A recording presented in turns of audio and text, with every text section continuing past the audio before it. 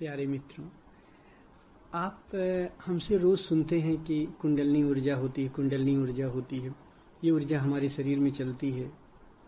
तो आप सोचते होंगे कि ये शरीर में कुंडलनी ऊर्जा क्या है और ये चक्र क्या है, कैसे ये काम करते हैं। तो आज हम थोड़ा इसके बारे में जानकारी आपको देंगे। दरअसल हमारी जब कुंडलनी ऊर्जा उठती है तो ये ऊर्जा जब उठती है और ये जहाँ जहाँ रुकती है, मतलब उन रुकने वाले स्थानों को चक्र कहा जाता है। दरअसल हमारे शरीर में कोई ऐसे चक्र, भौगोलिक चक्र नहीं होते हैं कि ये चक्र है और यहाँ आके ही ऊर्जा रुकेगी, ऐसा नहीं। जब ये हम ध्यान करते हैं और ध्यान के दौरान जहाँ जहाँ हमारी ऊर्जा रुकती है तो उस रुकने को हम छोटे छोटे भिन्न भिन्न चक्रों में बांट दिए। तो पहला चक्र जहाँ सबसे पहले जहाँ हमारी सुसुप्ति अवस्था में ऊर्जा रुकी होती है, जहाँ पे समग्र प्राणी रहते हैं, ज़्यादातर मनुष्य यही अवस्था में रहता है, वो मूलाधार गुदा द्वार से थोड़ा सा ऊपर होता है। तो यहीं पे ऊर्जा जो है, मूलाधार पे जो हमारी चेतना होती है, जो जीवन ऊर्जा होती है, ये रुकी हुई होती है और स्थिर होती है यहाँ। और ये आदमी का जन्म होता है और आदमी मर जाता है और ऊर्जा यहीं की यहीं रह जाती है। पर हम जब ध्यान करते हैं, ध्यान रखना, ये जब ऊर्जा उठती है तो ये होश से उठती है। हमारा ध्यान जहाँ जाए, अट्रैक्शन, तो जैसे हम अपने होश को जहाँ ले जाते हैं तो होश के कारण ये ऊर्जा उठती है। और ये ऊर्जा जब उठती है तो अलग अलग, अब जैसे मूलाधार पे जब ये ऊर्जा उठने लगती है तो कुछ इसके लक्षण बताते हैं आपको कि जब मूलाधार पे ऊर्जा एक्टिव होती है, जागृत होने लगती है, तो थोड़ी निर्भीकता और आनंद आता है आदमी के अंदर। दरअसल ये जो समुद्र मंथन हुआ था, समुद्र मंथन होता कोई बाहर, ऐसा नहीं कि किसी समुद्र में मंथन हुआ था, ये मंथन मेरे भीतर होता है। और हमारा शरीर ही एक सागर जैसा है और हमारा मन जो होता है, ये अच्छे मन और बुरे मन, दो तरह के मन होते हैं, जिन्हें देवता और राक्षस आप कह लो। देवता और राक्षस मिलकर समुद्र मंथन करते हैं और समुद्र मंथन से बहुत सारे हीरे और रत्न निकलते हैं। तो हमारे भीतर बहुत खजाना भरा हुआ है, उस खजाना को हमें प्रकट करना है। तो ध्यान रूपी मंथन हमको करना है। तो इस मंथन को जब हम करते हैं तो जब हमारी ऊर्जा मूलाधार से जागने लगती है, तो जब ऊर्जा मूलाधार, जब हमारा मूलाधार पे ऊर्जा एक्टिव होने लगती है, अर्थात कि मूलाधार जब जागृत होने लगता है, तो हमारे जीवन में निर्भीकता और आनंद आता है, प्रसन्नता थोड़ी हमारे भीतर बढ़ती है। और जब ये ऊर्जा और ऊपर उठने लगती है तो ऊपर आके और एक जगह ये रुकती है, जिसे स्वाधिष्ठान कहते हैं, और ये नाभि से थोड़ा सा नीचे होता है। स्वाधिष्ठान हारा चक्र भी कहा जाता है। दरअसल जब आप कभी गाड़ी चलाओ, जब कभी आप अचानक गाड़ी चलाते हो और आपके सामने कोई एकदम से आ जाता है और एकदम से आप ब्रेक मारते हो, तो आप एकदम से चौंक जाते हो, तो आप देखो हारा चक्र पे जो होता है एक जोर सा लगता है, जैसे नाभि के नीचे आपको एकदम चोट सी लगती है। होश से ये चक्र ये भी एक्टिव होता है। तो जब स्वाधिष्ठान एक्टिव होता है, जो नाभि से थोड़ा नीचे होता है, तो हमारे जीवन में आमोद और प्रमोद ये सब बढ़ने लगता है और हम थोड़ा मनोरंजन टाइप के व्यक्ति हो जाते हैं। मतलब जैसे आसानी से किसी को हंसा देना, आसानी से किसी को प्रसन्न कर देना। कोई दुखी है तो ऐसी बातें करने लगेंगे, उसको प्रसन्नता आने लगती है। तो इस चक्र के जगने से ऐसा होता है।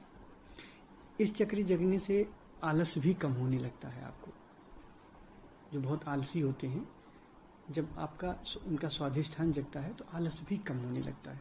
रजस और तमस ये दोनों बैलेंस होने लगते हैं और हम धीरे धीरे सतोगुणी होने लगते हैं। उसके बाद हमारा जो चक्र है वो मणिपुर है। मणिपुर हमारा ये तीसरा चक्र है और ये एकदम से ये नाभि की मध्य में स्थिर होता है। जहाँ हम आपकी नाभि होती है वहाँ पे स्थिर होता है मणिपुर। और चूंकि ये नाभि के मूल में स्थिर होता है, तो जब ये चक्र एक्टिव होता है, अर्थात जब यहाँ आके ऊर्जा रुकती है, तो हमारे अंदर से ईर्ष्या है, लालच है, घृणा है, ये सारी चीजें निकलने लगती हैं और हम बहुत सरल होते जाते हैं। और मणिपुर के बाद आता है अनाहत, चौथा चक्र। अनाहत हमारा हृदय केंद्र में स्थिर होता है और जब अनाहत जागृत होता है, अर्थात जब ये ऊर्जा यहाँ पे पहुँचती है, एक्चुअली 3 चक्र ये जो नीचे आपको बताया मैंने, मूलाधार, स्वाधिष्ठान और मणिपुर, ये प्राकृतिक चक्र हैं। और अनाहत, विशुद्ध, आज्ञा और सहरसा, ये परमात्म चक्र हैं।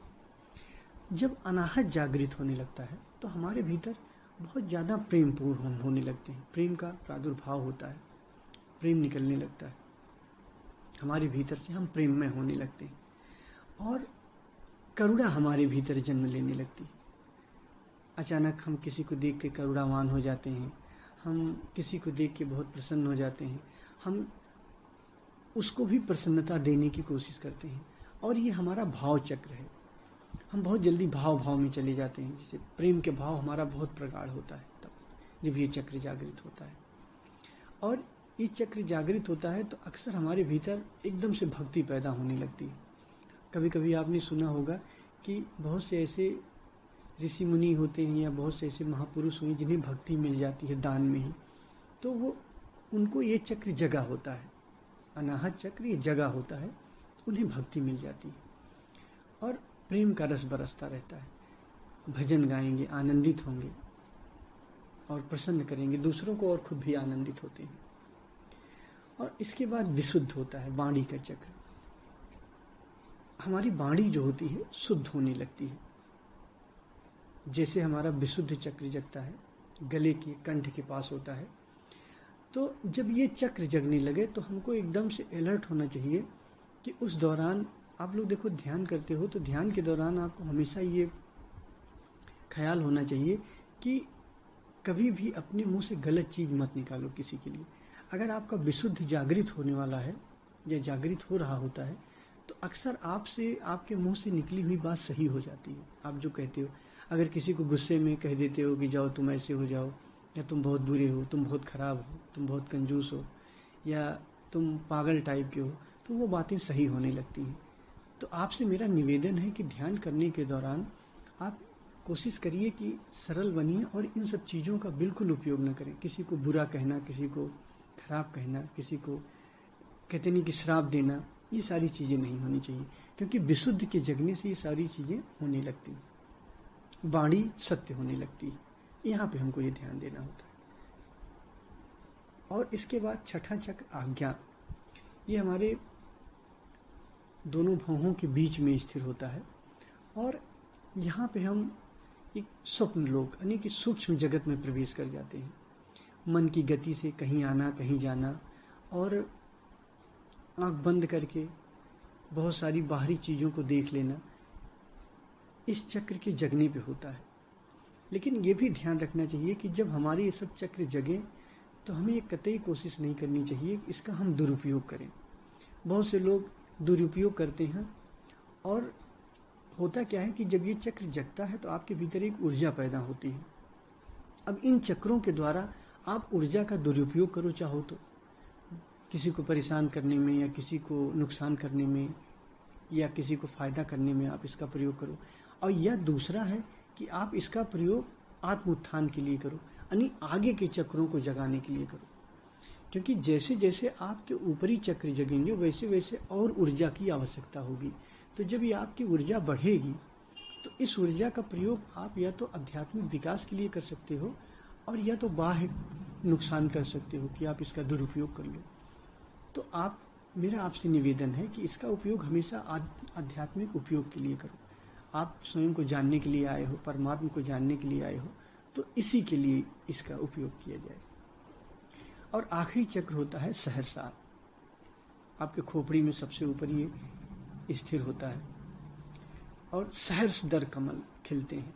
जब आप पूरी तरह से आत्म साक्षात्कार करते हो, जब ब्रह्म साक्षात्कार करने लगते हो आप, तो ये चक्र जगता है और इस चक्र का वर्णन तो किया ही नहीं जा सकता है। आप परम आनंद में प्रतिष्ठित होते हो। जब आप पूरी तरीके से बुद्धत्व को उपलब्ध हो जाते हो, स्वयं को जान लेते हो, तो ये चक्र जगता है।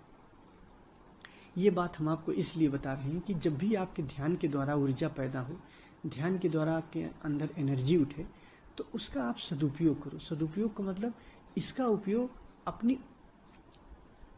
अपनी ऊर्जा को बढ़ाने में करो, स्वयं को जानने में करो।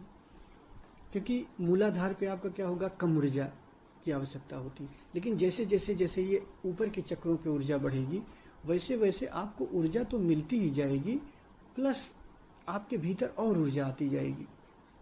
तो इन ऊर्जा का उपयोग आप स्वयं को जानने में करो, ना कि किसी के ऊपर अपने अहंकार को बढ़ाने के लिए इसका उपयोग करो। तो चक्रों के बारे में मैंने आपको बताया, और बहुत ज़्यादा इसके लालच में या इसके चक्कर में आपको नहीं पड़ना है। एक जानकारी आपको होनी चाहिए थी, इसलिए मैंने आपको बताया। धन्यवाद।